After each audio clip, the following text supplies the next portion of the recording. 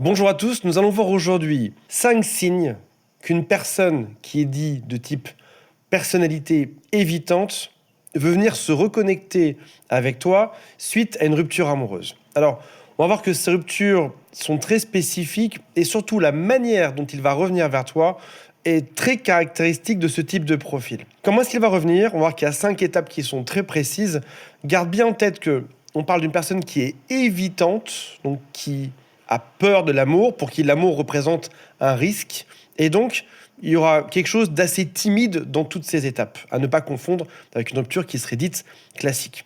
Si jamais c'est l'été et que tu veux aller dans une piscine, tu vas probablement, avec cette forte chaleur, d'abord mettre un doigt de pied dedans pour savoir comment est la piscine. Là, c'est exactement pareil.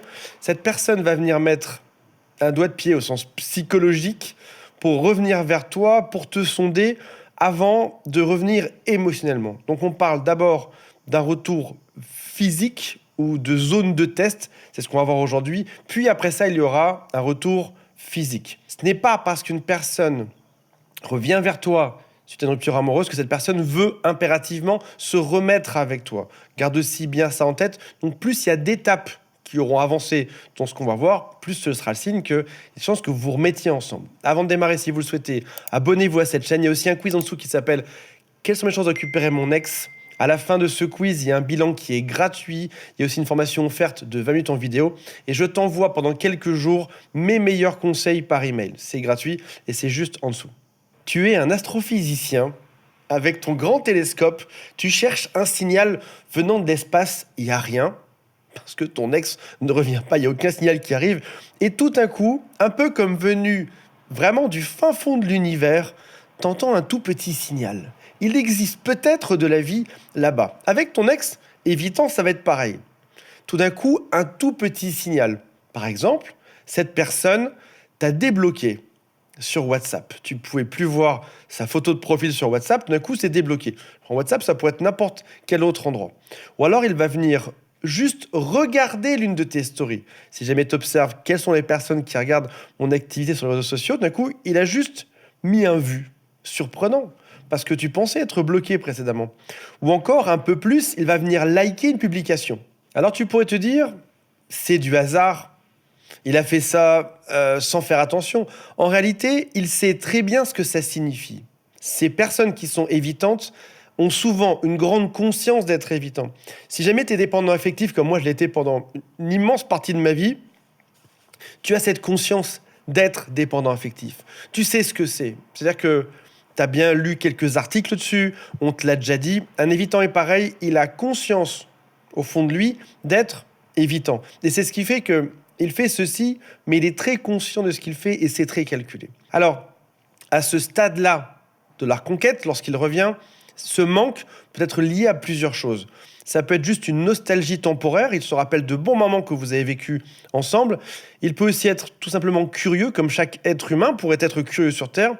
Ou peut-être, c'est peut-être le cas qui nous arrange aujourd'hui, il a envie de reconquête amoureuse. Et donc dans ce cas-là, il y a tout un tas d'étapes qui vont suivre celle-ci, c'est ce qu'on va voir ensemble. Cette étape, en l'occurrence, cette première étape, sera liée à une forme d'observation. Par exemple, est-ce que vous avez l'air heureux dans votre vie ou heureuse dans votre vie aujourd'hui? Est-ce que vous êtes en couple?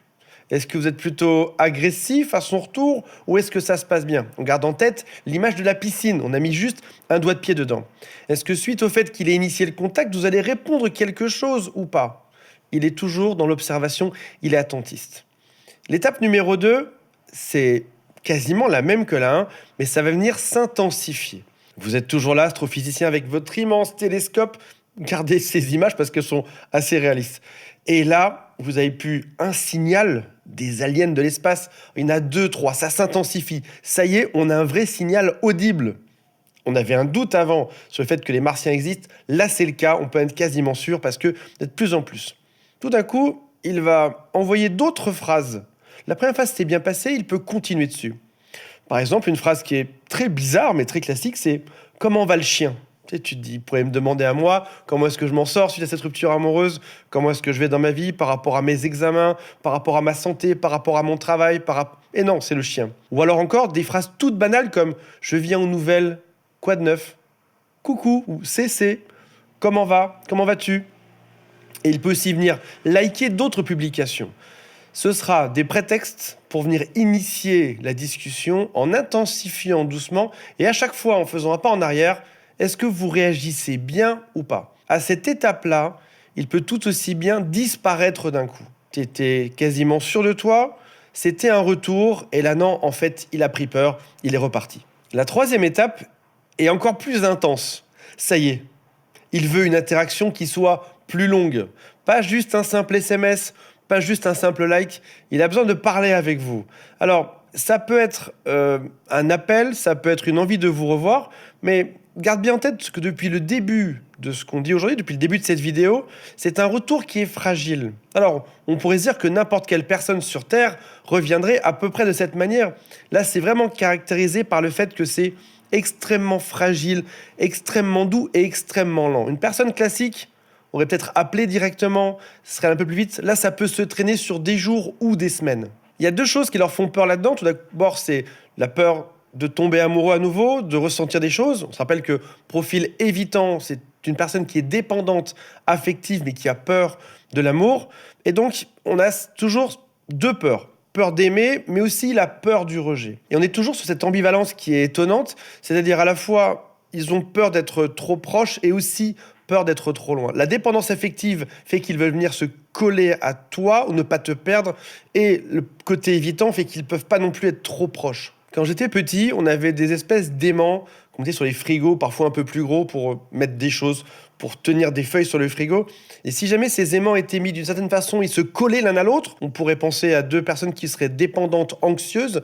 Et là, c'est plutôt de l'autre côté. Tu sais, tu essayes de les mettre l'un contre l'autre et tu sens qu'il y a une forme de résistance dessus. L'aimant veut partir. On est plutôt dans ce deuxième cas de figure. Toi, tu te demandes ce qui se passe. Tu trouves ça bizarre comme façon de fonctionner. Toi, par exemple, tu n'aurais pas utilisé précisément ces mots-là, ou ni même ce rythme-là.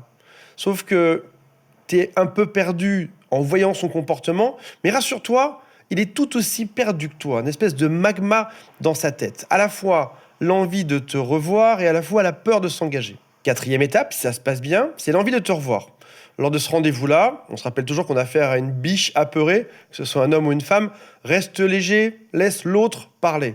Et tu vas voir à peu près dans quel état il est aujourd'hui. Comment est-ce que sa réflexion avance. Alors oui, on peut s'en mettre ensemble, bien évidemment, ça arrive très souvent. Il y a beaucoup de couples avec des évitants qui sont dits couples on-off, comme l'interrupteur de la lumière. Un coup on est ensemble, un coup on ne l'est plus. Tu peux même vivre en réalité de multiples ruptures amoureuses et de multiples retours de l'autre. Tu es un peu toujours sur la sellette, c'est un couple qui n'est pas évident à gérer d'un point de vue émotionnel, ça fait du mal, c'est compliqué.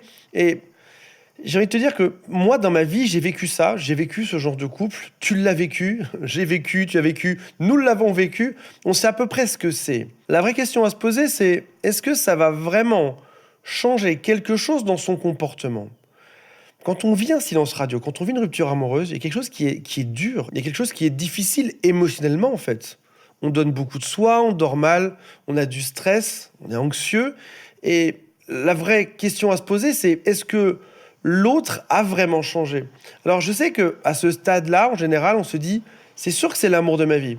Gardez bien en tête que c'est l'amour de ta vie, oui, mais toujours en gardant en considération que ton cerveau te joue des tours. Une personne évitante, c'est très facile d'en tomber amoureux. On se bat pour la voir. On n'arrive jamais vraiment à la saisir. C'est-à-dire que même une personne qui serait en dessous de toi, si on sait qu'il y avait des niveaux, une personne qui serait moins bien, de par le fait qu'elle soit évitante, vient artificiellement gonfler sa cote.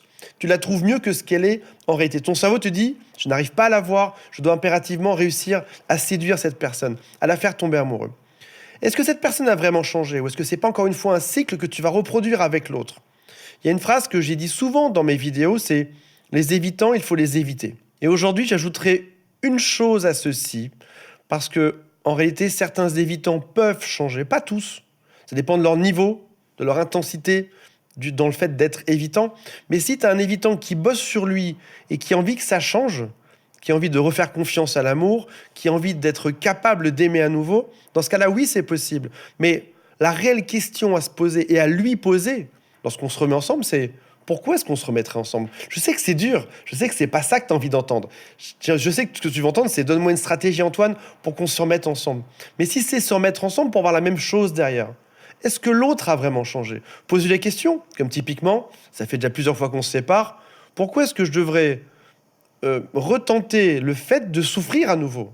Qu'est-ce qui fait que je dois te croire aujourd'hui? C'est toi qui es parti, c'est toi qui dans ma vie reviens. Je sais que les fautes sont souvent 50-50, mais j'ai pas envie de souffrir comme ça. Qu'est-ce qui me prouve que toi tu as changé là-dedans? Pose cette question et observe sa réponse. S'il n'y a pas grand-chose qui a changé, si c'est juste des phrases bateaux comme « En fait, j'ai compris que je t'aime. En fait, j'arrive pas à me passer de toi. » Oui, je sais, c'est l'effet du manque temporaire. Mais est-ce que dans 6 mois, le fait que tu sois évitant ne va pas faire qu'on va se reséparer à nouveau?